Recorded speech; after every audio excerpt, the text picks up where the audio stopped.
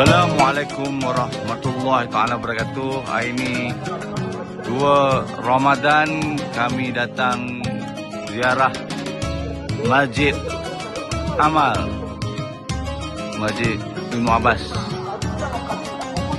letak di Gordole, Jenima.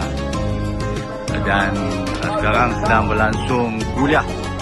Alhamdulillah masjid ini diimarahkan dengan kuliah pada Ramadan ini.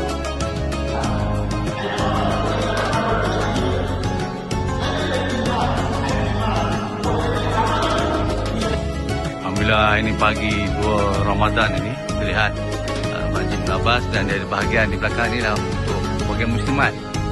Dia budaya tempat ada di sini masjid muslimat, dia tak semayang di dalam masjid bersama-sama. Dia ada bangunan khusus, dan terlihat mulai ini dalam pada pagi ini berlangsungnya kuliah, ada kuliah muslimat. Sandak dah dalam tu. Allahu Akbar.